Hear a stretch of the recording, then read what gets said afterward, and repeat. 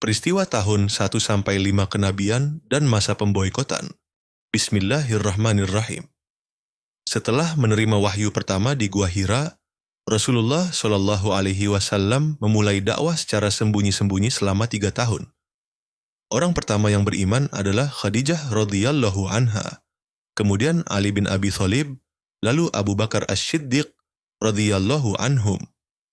Melalui dakwah Abu Bakar, masuk Islam tokoh-tokoh penting seperti Utsman bin Affan, Zubair bin Awwam, Abdurrahman bin Auf, dan Sa'ad bin Abi Waqqas radhiyallahu anhum. Dakwah terang-terangan, pada tahun ketiga, turun perintah Allah. Berilah peringatan kepada kerabatmu yang terdekat.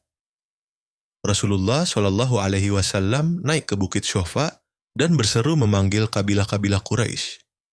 Beliau bertanya, "Jika aku kabarkan ada pasukan musuh di balik bukit ini, apakah kalian percaya?"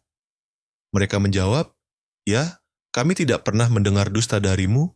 Nabi Shallallahu Alaihi Wasallam berkata, "Maka aku memperingatkan kalian dari siksa yang pedih. Aku tidak dapat menyelamatkan kalian kecuali kalian beriman kepada Allah."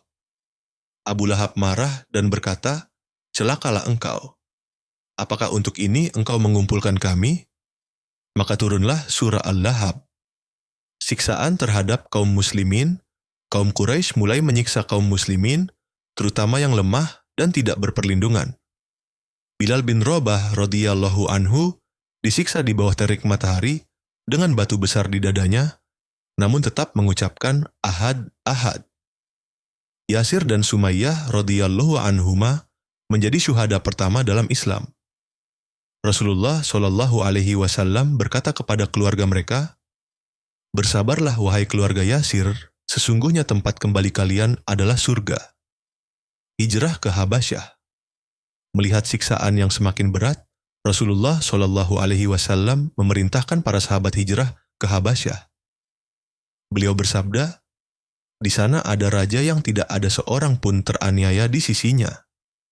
Hijrah pertama dipimpin oleh Utsman bin Affan dan Ruqayyah radhiyallahu anhuma pada tahun kelima kenabian.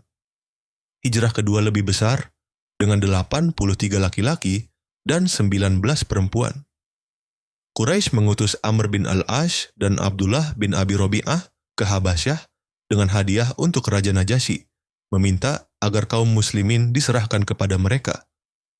Namun Raja Najasyi yang adil memanggil kaum muslimin untuk mendengar pembelaan mereka. Ja'far bin Abi Thalib radhiyallahu anhu tampil sebagai juru bicara. Ja'far menjelaskan, "Wahai Raja, kami dahulu adalah kaum jahiliyah. Menyembah berhala, memakan bangkai, melakukan perbuatan keji. Hingga Allah mengutus kepada kami seorang Rasul yang menyeru kami kepada tauhid, kejujuran, dan akhlak mulia." Ketika Ja'far membacakan surah Maryam tentang kelahiran Nabi Isa, Raja Najasyi menangis dan berkata, "Sesungguhnya ini dan apa yang dibawa Isa berasal dari satu cahaya yang sama." Raja Najasyi menolak menyerahkan kaum muslimin dan memberikan mereka perlindungan. Pemboikotan total. Pada tahun ke-7 kenabian, Quraisy membuat perjanjian boikot terhadap Bani Hashim dan Bani Abdul Muttalib. Mereka tidak boleh menikah, berjual beli, atau berhubungan dengan siapapun dari Quraisy. Selama hampir 3 tahun, mereka terkurung di Syi'ib Abi Thalib dalam kelaparan dan penderitaan yang luar biasa. Suara tangisan anak-anak yang kelaparan sering terdengar di malam hari. Rasulullah Shallallahu Alaihi Wasallam kemudian menerima wahyu bahwa lembaran perjanjian telah dimakan rayap. Hanya nama Allah yang tersisa. Abu Thalib memberitahukan hal ini kepada Quraisy. Ketika mereka memeriksa, ternyata benar seperti yang dikabarkan Nabi Shallallahu Alaihi Wasallam. 5 pemuda terhormat Quraisy kemudian merobek perjanjian dan mengakhiri pemboikotan. Tahun kesedihan. Di tahun ke-10 kenabian, setelah pemboikotan berakhir, Rasulullah Shallallahu Alaihi Wasallam kehilangan 2 orang yang paling berjasa. Abu Thalib yang selalu melindunginya, dan Khadijah radhiyallahu anha yang selalu mendukung dan menghiburnya. Tahun ini dikenal sebagai Amul Huzn, tahun kesedihan. Namun Rasulullah Shallallahu Alaihi Wasallam tetap tabah dan terus berdakwah menyebarkan Islam dengan penuh kesungguhan. Periode ini mengajarkan kita tentang kesabaran, keteguhan iman, dan pengorbanan dalam menegakkan kebenaran.